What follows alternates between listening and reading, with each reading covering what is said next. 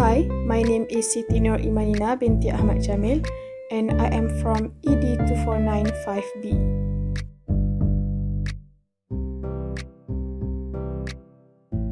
Hai, Assalamualaikum. My name is Susanna Aini Amina binti Syamsul Anwar. I'm from ED 2495B. Hai, Assalamualaikum. My name is Rabiatul Adawiyah binti Adnan. I'm from ED 2495B. Hello, my name is Nur Amali binti Abdul Rashid and I am from ED 2495B.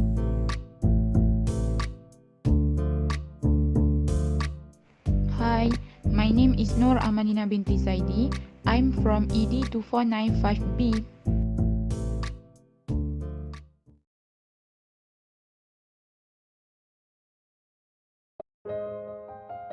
Assalamualaikum and hello everyone. I hope that all of you are doing well and safe.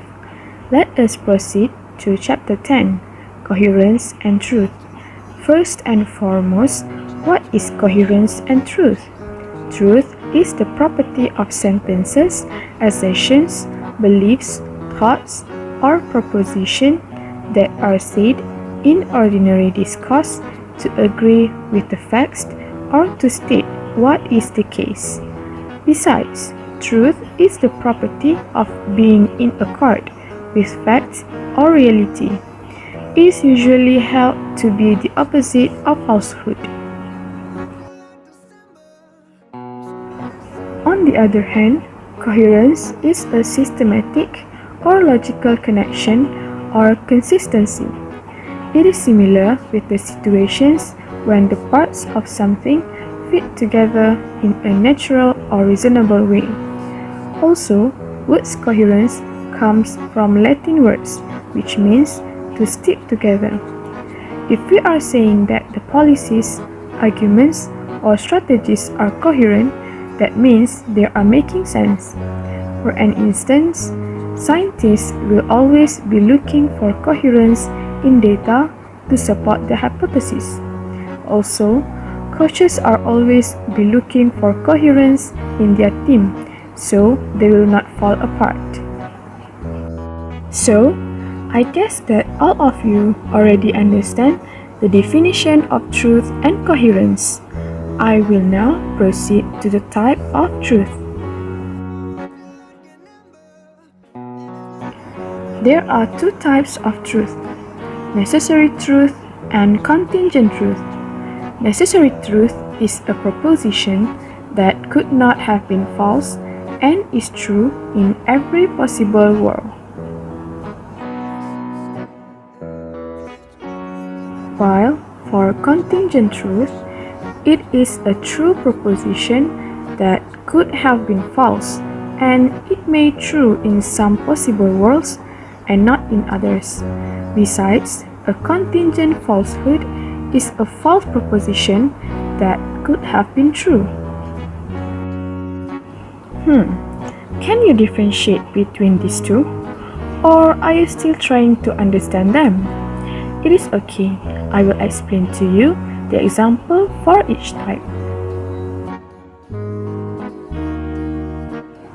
These are the example of sentences that represent both types of truth. From necessary truth, first statement, all living things need oxygen. It is true, right? No matter what type of living things, all of us definitely need oxygen to breathe. Okay, for the second statement, it is a mathematical equation. 10 minus 6 equals to 4. This statement is true and valid ever since we are in kindergarten. And for the last statement, for necessary truth, is all married wives are married women. This is also true in any situation.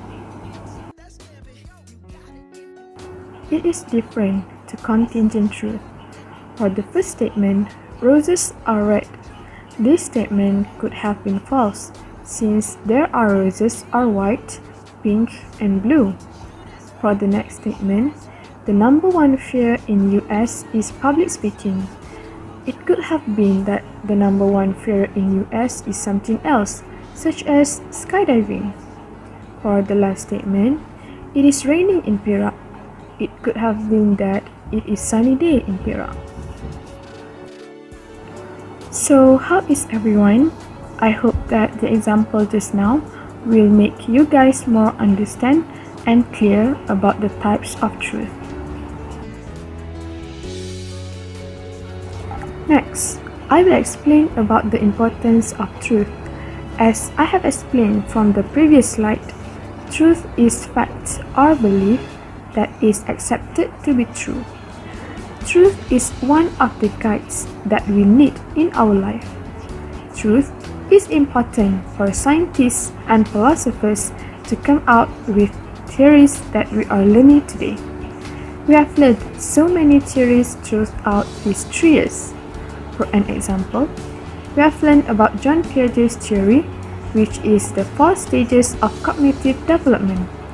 This theory will help us in our career as a teacher one day. Well, that is for the scientific purpose or perspectives. For our daily life perspectives, truth can unite all human beings since it is what we all have in common, and that will never change.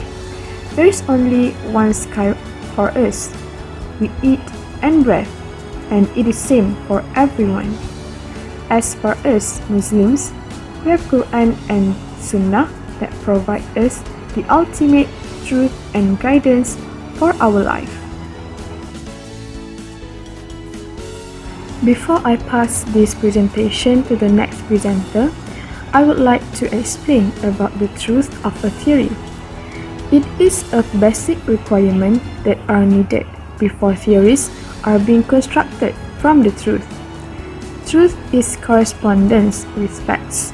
A theory, like any belief, any proposition, is true if it corresponds to the facts in real world.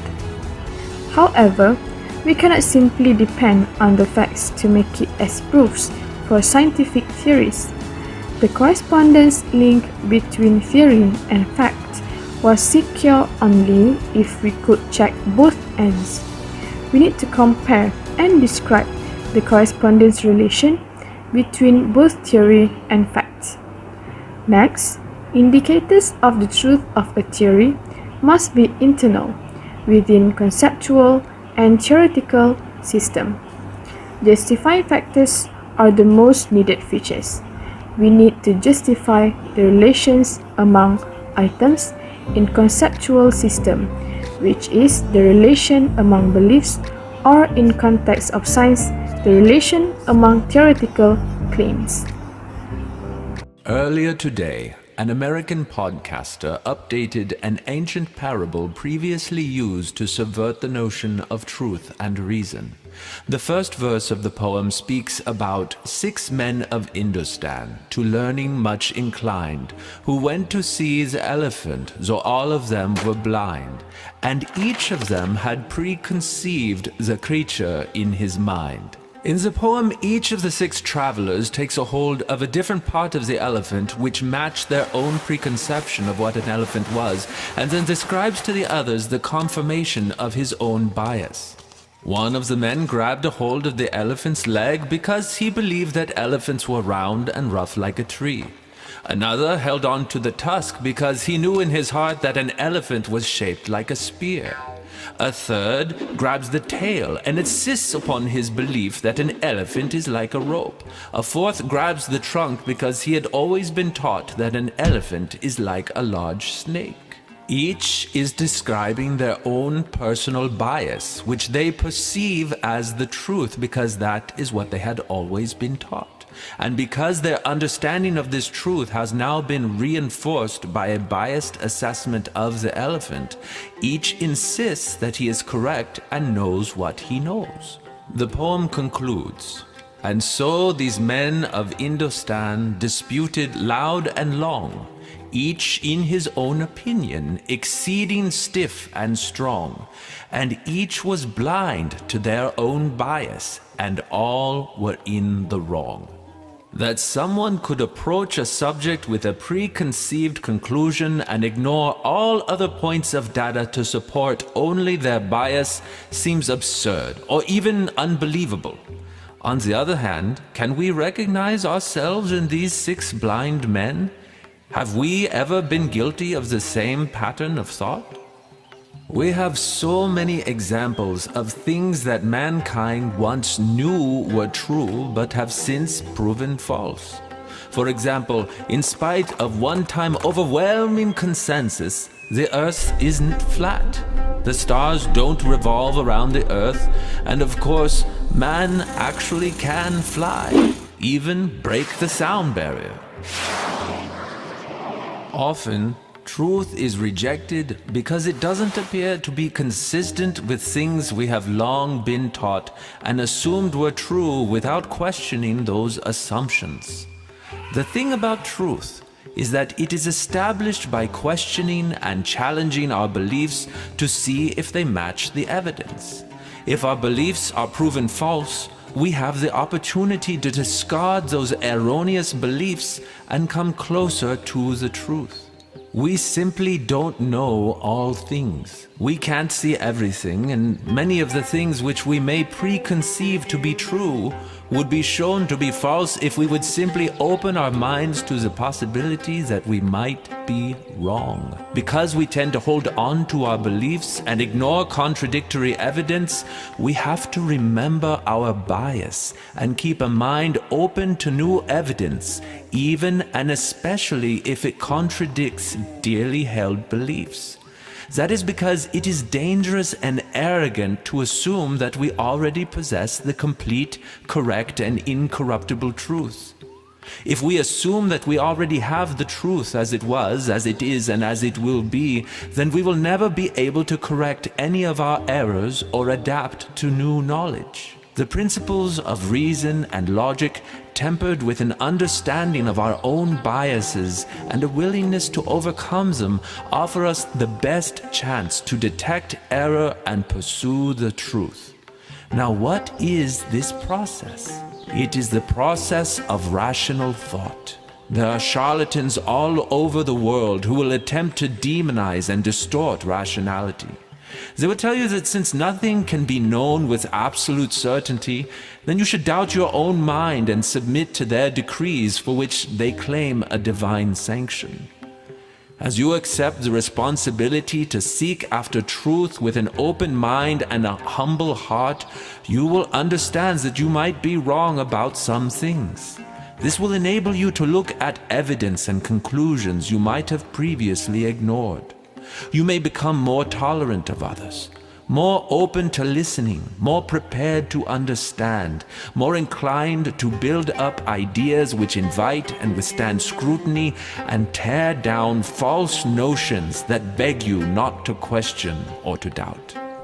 You will be more willing to see the truth if you don't assume you already have it. It is my plea that you will seek the truth earnestly and unceasingly, that you will yearn to think critically and remember those biases and fallacies which may distort your perceptions so that you can account for and overcome them. Even when you think you have found it, keep questioning and searching. The quest for truth never ends.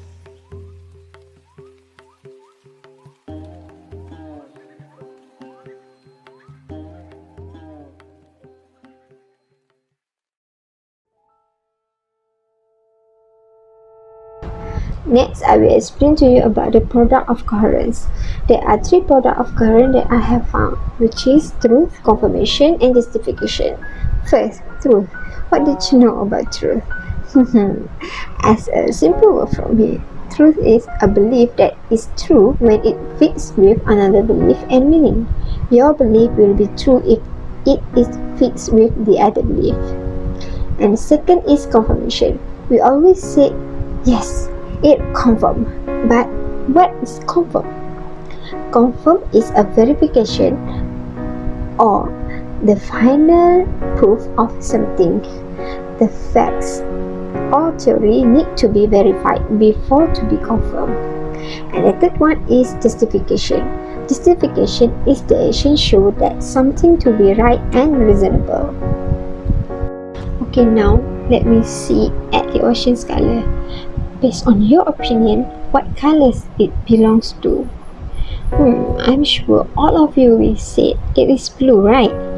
Even during your checkbook, you will put the blue color for the oceans. So, it will be true if the others also agree that the ocean is blue. This is what we call truth. But what if suddenly someone said that ocean's color is Arctic? So, what you need to do is try to verify that Arctic is one of the ocean's color. From the color palette, Arctic is one of the blue family. So, the statement is coherence and can be confirmed that Arctic is one of the ocean's color. Back to the color palettes and the ocean's color. We can see that ocean has a variety of color. So, there must be a name for each color that represent the blue family and the ocean's color. From that, we can justify that ocean has a variety colors of blue, and it is based on someone's view.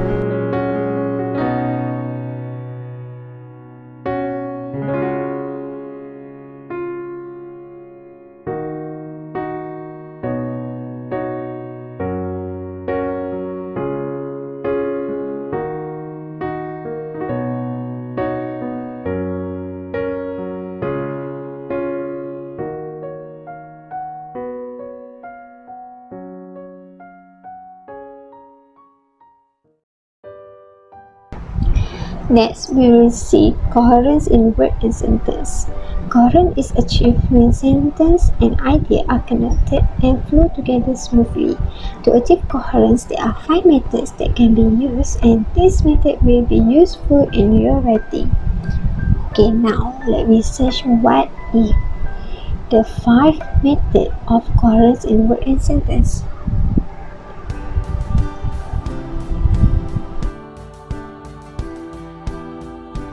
The first one is repetition of keyword and phrase. This first method helps to connect and focus ideas throughout the essay and help the reader remain focused and headed in the right directions. The example sentence is, you can fool some of the people all the time, but you cannot fool all the people all the time. As you can see here, the highlighted is the repetition of the phrase. This sentence is a message for the reader that help them to stay focused in the situations. The next one is synonym. Synonym words have the same or nearly the same meaning as the word. It provides variety in word choice. For example, happy. Happy synonym with joyful, cheerful, and delighted. They are different words but give the same meaning to describe happy. The example sentence is, myth narrates cat history. These traditional narratives are a set of beliefs that are a very real force in the belief of the people who tell them. From this sentence, we can see myth is synonym with traditional narrative and it connected each other. The third one is pronouns. This method used to link and connect this sentence by referring to preceding nouns and pronouns. The example word for these pronouns is that, this, those. He, she, it, they, we. And the example sentence is, Hel Hussaini is a singer and he also a songwriter.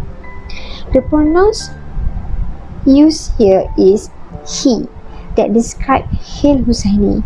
For this kind of sentence, you don't have to repeat the nouns to avoid the reader lose their focus because of unnecessary repetition. The fourth method is structure sentence. which is a parallel structure. Parallelism is use of matching word, phrase, clause or sentence structure to express similar idea. The example sentence is, the academic conversation group consists of students from China, Japan, Korea and Germany. The idea here is the country, and the highlighted word is represent the idea, which is the student's country. And the last one is transitional expressions. This method acts as signal to let reader know the previous idea, sentence and paragraph is connected to what follows. The example word is again, also, and with, however, because, finally, hence. You usually use this in your writing to connect the two sentences. And the example sentence is, I ran home and I got there just in time. Second one is, I like the autumn and yet autumn is a sad time of the year. You can see the word highlighted there is used to connect the sentence. And now let me see what we have in the type of the truth theory. The truth theory can be divided into three types of theory, which means it has three types of belief. Now, let's play all the three types of theories in this playlist. जिंदगी एक सफर है सुहाना यहाँ कल क्या हो किसने जाना network बंद पापा चालू प्रज्ञा कुछ कर ना अरे गाना खत्म और ऐड चालू प्रज्ञा कुछ कर दिया फैमिली प्लान लिया और सबको अपना अकाउंट दिया माँ सिर्फ 199 per month. Spotify Premium Family Plan. Downloadable ad-free music on 6 personal accounts. Only 199 per month. The first one is correspondence theory. This theory is dominant theory and popular among empiricists. This theory stated that a belief is true when it corresponds to fact or with what is out there in the real world. For example, the apple is sitting on the table. It can be true if and only if you see the apple is in fact sitting on the table. Okay, now let me see another example. The Latin sentence previously said that snow is white if and only if snow is white. So, what do you think? Is the snow is white? Let's think together. The second is coherent theory. This type of theory preferred by many idealists. For them, reality is like a collection of beliefs, which makes the coherent theory particularly attractive. If a proposition is coherent with all the other propositions taken to be true, then it is true. A belief is true if it coheres with other beliefs that we regard as true. For example, a plant needs sun for growth. Then you put the plant near to the window. As a result, after 1 week, you will see the plant is growing toward to where the sunlight is. This statement is coherent with the previous statement, which is plant need sun for growth.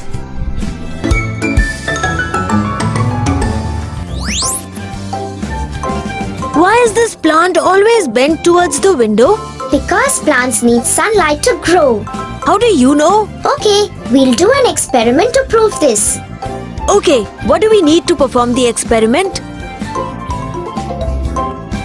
We will need 2 pieces of card, jug of water, scissors, small potted plant which should fit into the box, and a shoe box.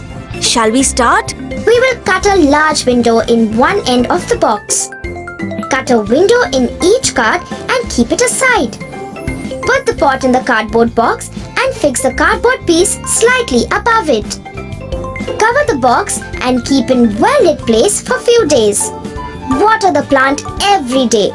After some days, you will notice that the plant has grown out of the opening of the cardboard piece.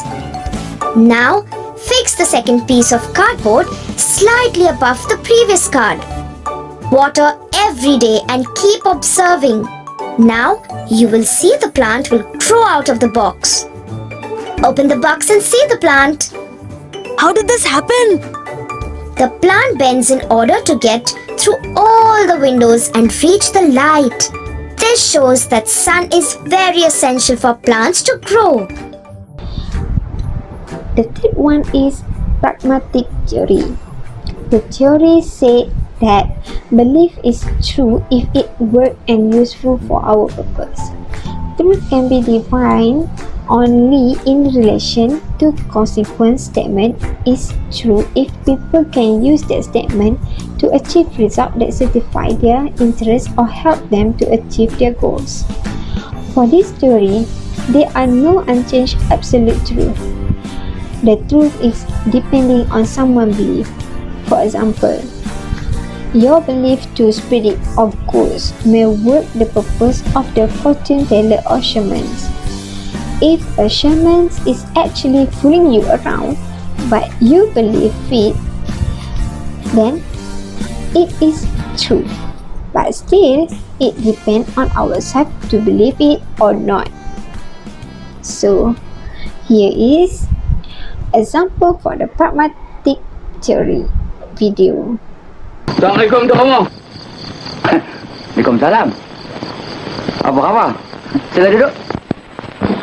Ramai datang ni. Ya. Datang 5 orang ya? Ya, 5 orang. Naik motorkar kan? Ya, motorkar. Apa hajat datang ni? Besar hajat Tok Bomo. Saya datang ni pasal pasal budak Nora tu ya? Ya. Pandai. Saya dah tahu dah. Tapi budak ni susah sikit. Susah? Pasal dia banyak mambang-mambang yang menjaga dia. Biadi-biadi kampung banyak menjaga. Tak ada bomo lain boleh challenge. Saya seorang lah dalam negeri yang boleh. Lain orang tak boleh? Tolonglah Tok Bomo. Kalau tak percaya, cuba tengok. Tengok? Tengok dalam. Di mana Tok Bomo? Tu dalam. Tak ada apa pun. Tak nampak. Tak ada? Kalau awak tak nampak, jodoh tak ada awak. Nampak Tok Bomo. Nampak. Saya nampak ni. Nampak? Ya. Ada jodoh. Ada apa lagi? Okay, now let's see the other album we have in the library. Oh, it is the difference between two theories. These differences are also the summary for these 3 theories. So we can differentiate what the meaning of the truth in each theory. Correspondence theory said that truth is what corresponds to fact and it requires the existence of all sorts of causal facts which true statements are supposed to correspond. For coherence theory, truth is what coheres with the rest of our knowledge, but there is some knowledge that not sufficient for truth, such as a fairy tale. Fairy tale may be perfectly coherent, but it is still a fairy tale. And pragmatics say that truth is what works or serves our purpose. A proposition can be true but not useful, and useful but not true. Two contradictory beliefs could be true. It can be related to my previous example of shamans before. Here is the example for the 3 theories. Stacy has been rumored to have gone date with Mike. The first question is, if you see with your own eyes that Stacy and Mike are dating, so it is true. This is what we call as correspondence theory. But if you only have heard that previously both of them are dating, so we can assume it is true. since it is coherent with the previous statements. It is a coherence theory. And the fourth pragmatic theory is the rumor can be true if you believe and can be false if you don't believe that rumors. Maybe because you have a crush on mine. And this is another video for the 3 types of theories. Based on that situation, we can see that there are one situation with 3 different types of belief that apply. Hi, my name is Josh Rasmussen. I'm an associate professor of philosophy at Azusa Pacific University, and today I'm going to talk about the nature of truth. Truth is a treasure everyone wants more of. Scientists build careers searching for it. Students spend fortunes collecting it. All businesses and all universities devote massive resources to get it. Entire religions arise around the pursuit and defense of it. Even now, you are curious to gain more of it from this video. But why? Why prefer truth over falsehood? Why is truth worth pursuing at all? By understanding more about truth, you can better understand why truth is a treasure and how to get more of it. There are different theories of truth on the market, and to help you investigate which of these theories may be true, I will discuss some of the major theories and their challenges. I'll begin with the correspondence theory. This theory claims that for something to be true, it must correspond with, that is, match or accurately describe something real. For example, if I place a real cat on my mat, then the statement, "a cat is on my mat," becomes true. This theory makes sense of our scientific practices, where we observe aspects of the real world in an effort to gain more truths about the world. On this theory, truth is a treasure because the more truth you have, the more often your expectations match actual reality. Pretty intuitive, right? Here's a challenge to consider. When you see a cat, you experience it from a unique vantage point after your brain processes external stimuli. In other words, you experience the cat from your perspective. But then how can you see the cat as it truly is outside your perspective? It's not like you can get outside your head to look at the cat. This problem is related to a more basic question about the nature of correspondence. How can truths inside your head correspond to things outside your head? How does that work? Some philosophers worry that by analyzing truth as correspondence, you exchange the mystery of truth for a greater mystery. Let's consider an alternative approach. A number of theories treat truth as dependent on elements of one's perspective. These theories include, for example, versions of coherentism and pragmatism. To illustrate, your belief that the cat is on the mat will count as true if it is coherent, if you are a coherentist, or useful if you are a pragmatist. On these theories, truth is a treasure because the more truth you have, the more desirable your thinking is. It is either more rational or more useful. These theories also solve the correspondence theory's problem of getting outside your perspective, since all your truth is ultimately based on features accessed within your perspective, such as your aims or the coherence of your beliefs. An important challenge, however, is that some truths seem to lie beyond everyone's current perspective. For example, either it is now true that there is an even number of cats, or it is now true that there is an odd number. But presumably, no current perspective includes awareness of the precise number of cats. No one has counted the cats, hence the truth of the number of cats does not depend on any current perspective. Rather, it depends on the number of cats, whether or not anyone knows that number. We've just learned that some theories of truth claim that for something to be true, it must correspond with something real, while other theories claim that truth is dependent on elements within one's perspective. Start with observations of clear truths, like that you exist, that 1 + 1 = 2, and so on. Then find a theory of truth that best accounts for all these clear cases. The simplest theory of truth that counts for all the cases has the best chance of being true? Hi, I will continue to explain about the theoretical and observational claims. First, let's look into the theoretical claim. Theoretical claim is the claim that a measure captures something in an implicit way that needs to be confirmed by additional research. Theoretical claims are explained, implied, or sanctioned by other claims in the system. Theories are being answered by the time and showing the truth. For example, theory about photosynthesis. We know that photosynthesis happens when there is a sunlight, but we don't know, maybe in the future, the theory about photosynthesis will change and proven by new theories that were developed by other researchers. One cannot verify such claims simply by looking at the measure or the measurement procedure itself. Additional observation or arguments result from additional research are needed to back up the validity of the claim. Theoretical claims are the result of reflection. Their origin is in thought that they are produced through inference and suggestion from other ideas and other claims. It's also the product of activity in theorizing and thinking. For example, the idea that the sun maintains its supply energy from an ongoing process of nuclear fusion at the core is an idea that comes by through thinking about things and putting two together other beliefs about energy and astronomy that suggest about solar energy. Okay, next, let's look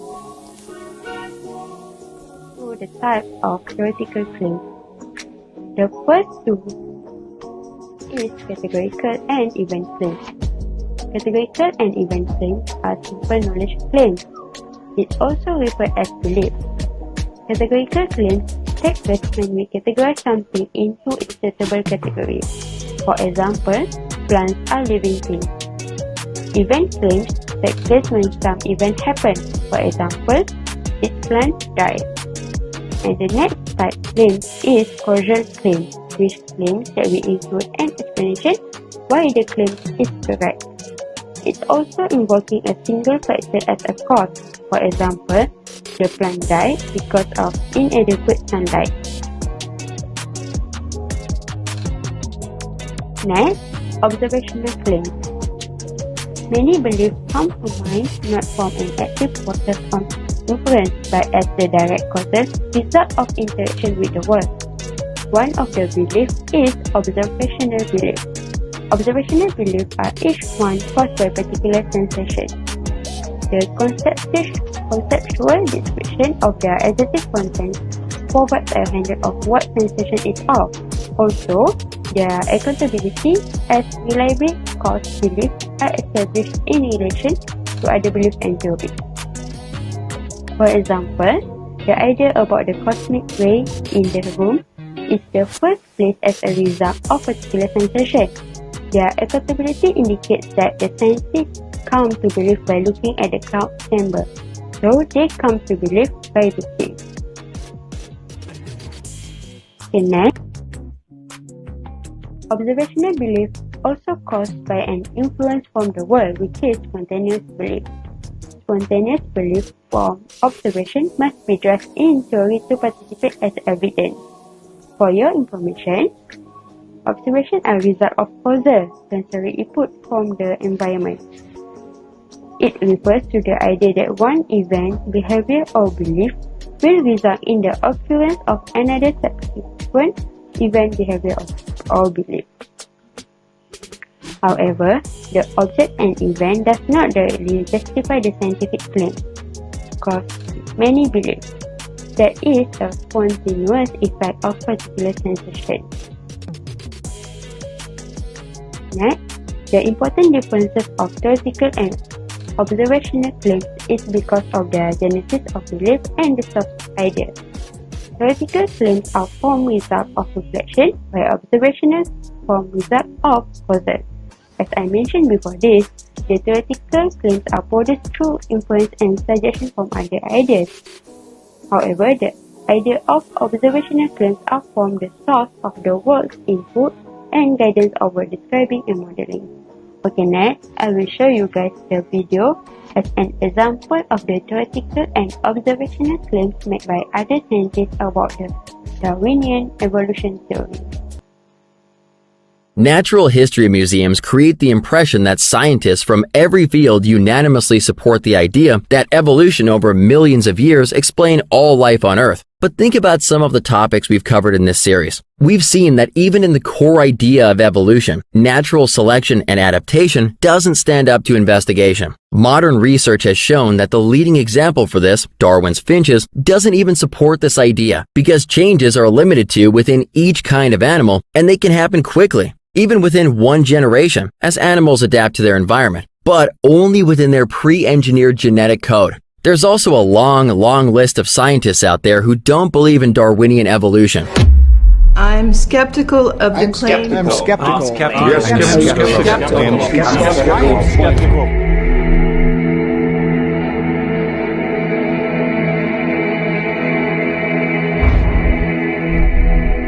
We are skeptical Of claims for the ability of Random mutations And natural selection to account for the complexity of life A careful examination of the evidence For Darwinian theory should be encouraged.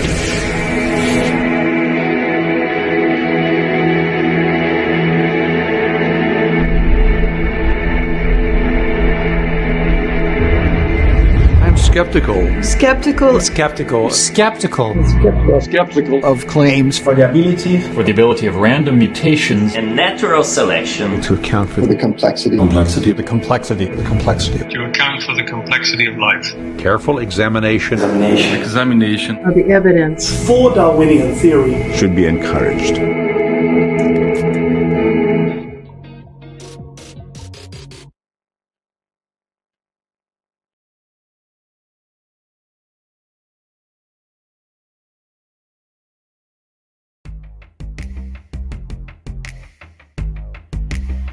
Next, I will explain about humanity.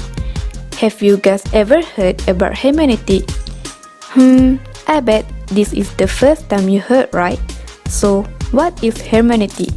Humanity is the art of understanding and making oneself understood. It has also been called the science or art of interpretation. In simpler words, humanity is about the interpretation in field of study using various sources so that we can understand the context. The text can be from literature, which include books and paper, statistics, which include data, and the last one is one of document, which include letter, report, and diary.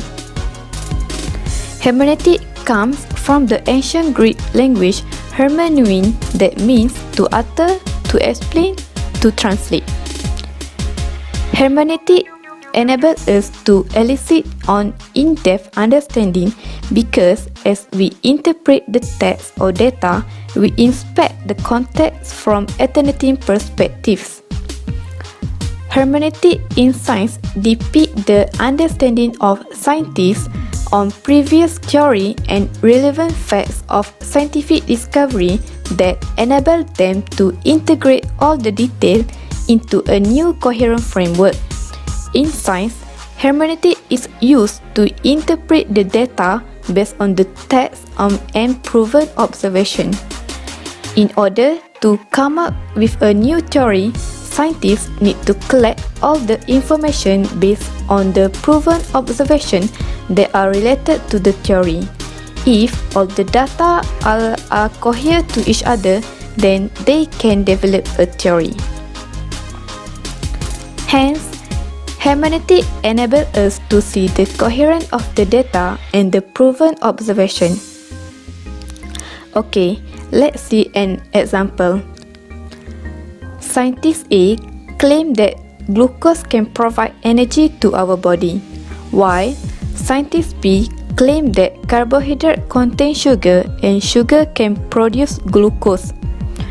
If we observe and compare both claims, we can see that there is connection between the two claims, so it can be said that these two claims are coherent. Hence, the finding from these two claims is carbohydrate can give energy to our body.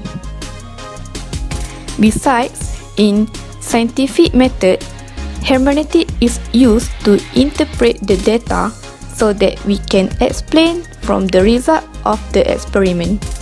Overall, hermeneutic is used when we want to understand the subject, and during the process to understand, we explore various sources so that we truly understand the context. Still confused? Okay, let's look at on another situation. Okay, let's say we study about the theory of evolution. The theory of evolution is based on the idea that all species are related and gradually change over time. As we get deeper on the topic, we see the connection between genetic variation and the environment adaptation. For example, statement A states that there being genetic variation in a population which affect the physical characteristics of an organism, while statement B states that individuals with characteristics best suited to the environment are more likely to survive, finding food, avoid predator, and resisting disease. So, as we study both statements, we can see that there are connections between statement A and statement B. Hence, individuals that are most fit to the environment are more likely to reproduce and pass their genes on their children, while individuals that are poorly adapted to their environment are less likely to survive and reproduce. Therefore, we can see that there is connection between the two statements, and the connection is known as natural selection. As we understand both statements, we can enhance our understanding on theory of evolution. I hope you guys clear about hermeneutic. Okay, let's move on to the importance of hermeneutic. First, hermeneutic encourages in-depth understanding. During the process of understanding on the context, we may examine it from various angles. Each examination will improve our understanding of the context. Besides, when we return to the idea that we have already known, we often be able to find new information because during the process, the other view have improved our awareness in finding new aspects to the already previously known facts and interpretation. Okay, contoh macam ni. Bila kita kaji pasal gula, barulah kita faham yang gula ni boleh menghasilkan glukos. Dalam proses untuk kita faham pasal gula tu, mesti kita akan cari daripada banyak-banyak sumber. So, dalam proses pencarian tu, secara tak langsungnya kita juga discover pasal fructose, which is adik-beradik kepada glukos. So, kita punya pemahaman pasal gula akan lagi better. Next, hermeneutic is used to find the best interpretation of the text or data. If there are two interpreters, both of them will interpret the data based on their understanding and their finding on previous observation. So, the result of the interpretation might be slightly different. In order to find the best interpretation of the data, they need to apply the principle of charity. They need to discuss in a diligent way by explaining their point of view and then solve in the most rational way considering the best interpretation. The principle of charity will be explained further on hermeneutic method. The last is hermeneutic express the inner thought. When doing an experiment, we record the data that obtained from the experiment. Then, we are required to interpret the data from our understanding and the previous research so that readers are able to understand the result from the experiment. This shows how spoken and written words were expression of inner thought. Hermeneutics allow us to understand the meaning of indirect words.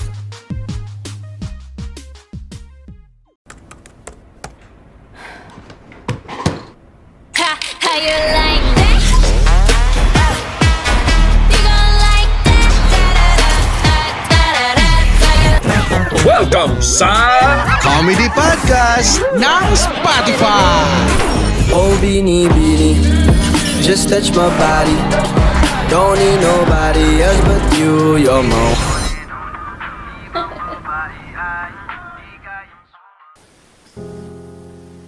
From the previous slide, we have discussed on hermeneutic.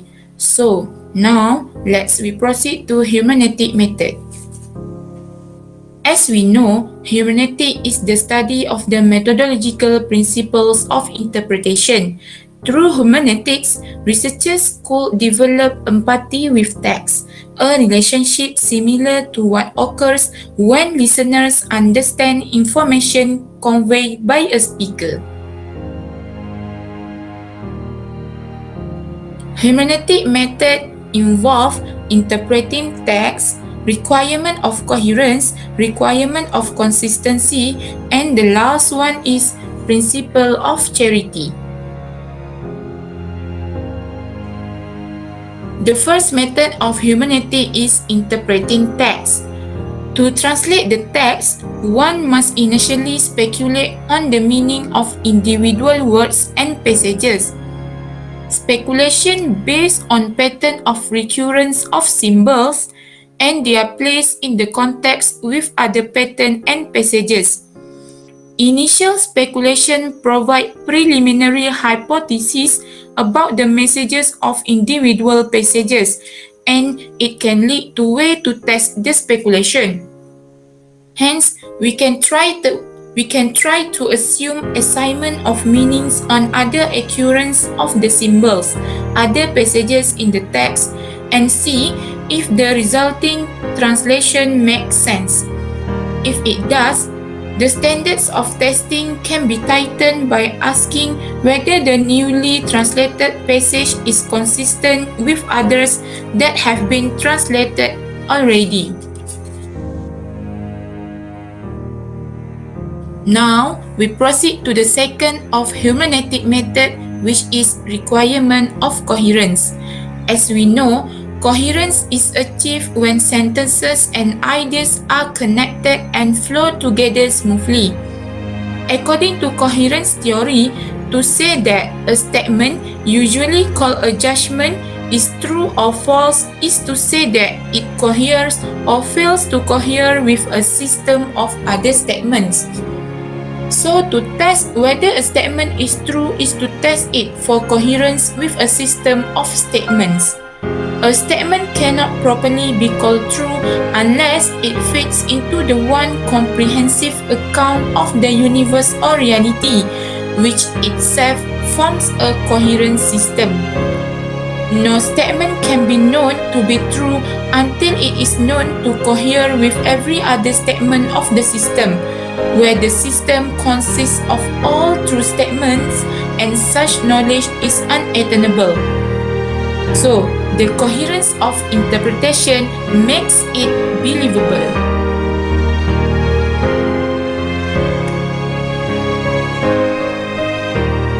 Now, we proceed to the next method, which is requirement of consistency.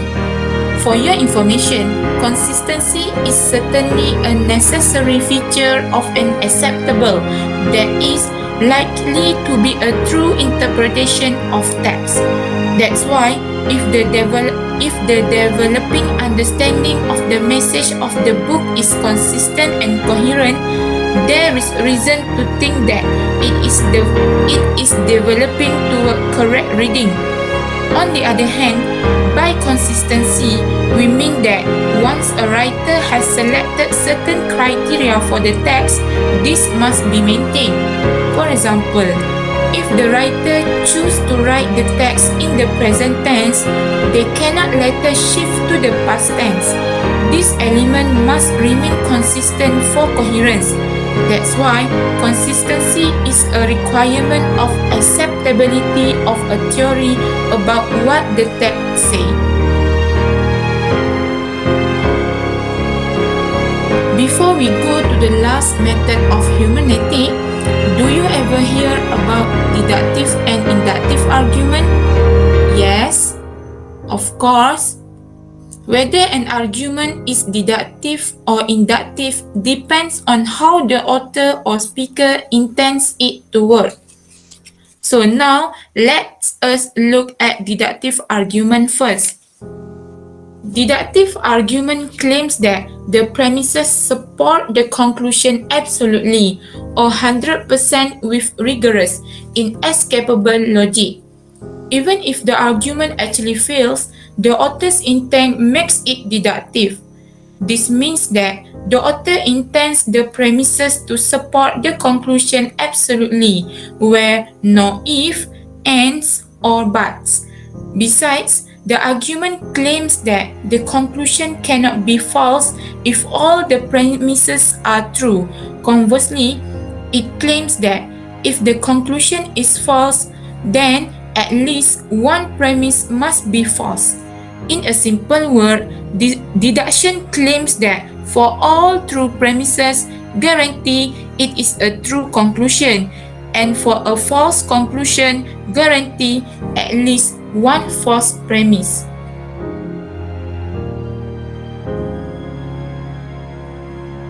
Now, let we look at the example.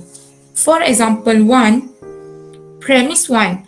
All 100% of my uncles are retired, and this guy next to me is one of my uncles. Therefore, this guy is retired. This is a logically correct argument. This is because, as we know, if the premises are true, the conclusion must be true. So, for example 2, all members of the club are allowed in the pool. Abernethy is allowed in the pool. Therefore, Abernethy is a member of the club. This is an incorrect deductive argument. In this argument, the premises don't actually support the conclusion because it could be that some non-members are allowed in as well. We were not told that only members can use the pool, but it is still deductive because the format of the argument makes it clear that the premises were meant to guarantee the conclusion. But they actually don't due to a mistake in reasoning.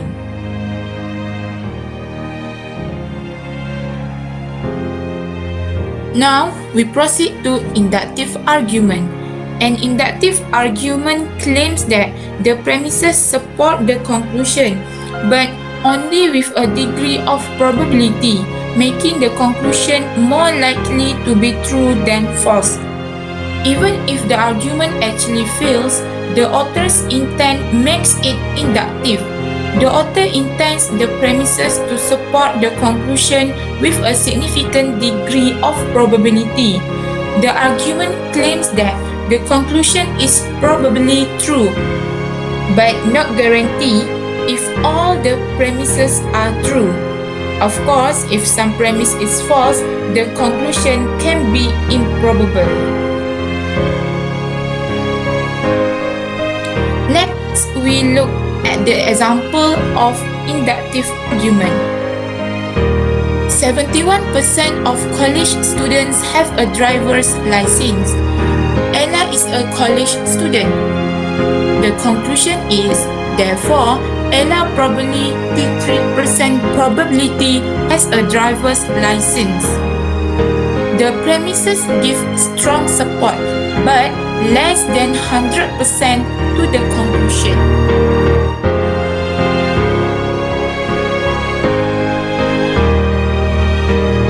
So now, the last method of hermeneutic is principle of charity.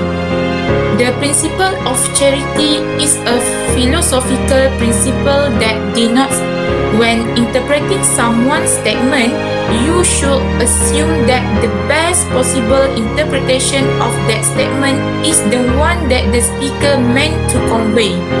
Accordingly, to implement the principle of charity, you should not attribute falsehoods, logical fallacies, or irrationality to pupils' argument where there is a plausible, rational alternative available.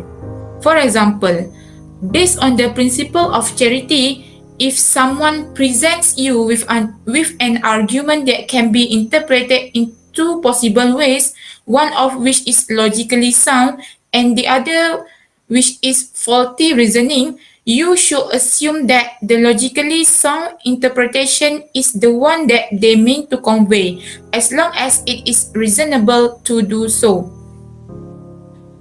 Besides, if a passage can reasonably be interpreted either as a deductive argument or as an inductive argument, keep in mind there are limits to what counts as a reasonable interpretation, and it does not work as a good deduction, but it is a good induction.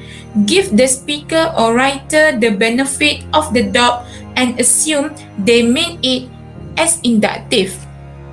So, implementing the principle of charity can be beneficial in a wide range of scenarios since it can help encourage proper dialogue and productive discussion while also improving our ability to form strong arguments. To make sure that you have clear understanding about principle of charity, let us watch this video.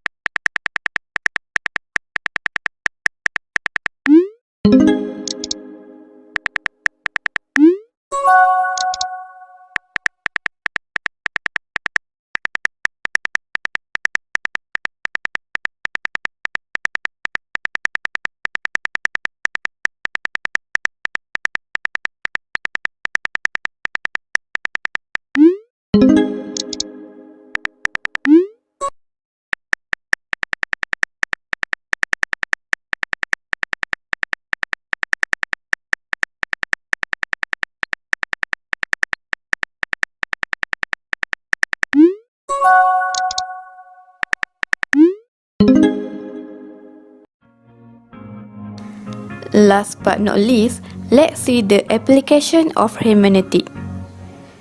First, hermeneutic is used to discover the truth and values expressed in the scripture such as Bible and Quran. Hermeneutic was initially applied to understand the scripture. Normally, hermeneutic is used to study of the principle and method of interpreting the text of the Bible. The hermeneutic that they use will determine their understanding of what their God has communicated. The way of they understand scripture will ultimately affect every aspect of their life. Next, hermeneutic philosophers use hermeneutic to understand cultural tradition, language, and history. Text interpretation based on change in the world. We live in a special time period with the unique culture, and over time people change. So does the world, and the way we interpret things different time period have a different culture, and we will interpret the text differently. If we read books that was published a long time ago, we need hermeneutic to understand the context and have a proper interpretation. To properly interpret the ancient text, we need to take the consideration of the cultural and historical context. Then, we can figure out the author's original intent. Next, hermeneutic used in studying message of art such as poem, novel, painting, and other depictive works of art. In art, each color brings the different meaning. For example, if we look at our country's flag, each color has its own meaning. The red color represents the bravery of Malaysians, and the blue color represents the unity of Malaysians. So, we must understand each color, shape, and object used in the flag so that we can understand the hidden meaning of our national flag. Same goes with the painting. Each painting has its own meaning. So, to understand the meaning, we need to explore on the figure, color, objects, and other that contained in the painting. And the last one is the interpretation in our daily life. Maybe we do not realize that almost every day we use hermeneutic. For example, when we do an assignment, we search from many sources in order to understand the context. So, that's how the hermeneutic is applied. When we want to understand something, we do a research from many sources. Besides, when we watch a crime movie, we will interpret the scene based on our understanding. And that's how hermeneutic is used. We interpret the scene based on our understanding. Same goes when we look at our friends' action. So we will interpret their action based on our understanding. So I hope you guys crystal clear about hermeneutic. That's all from me. Thank you.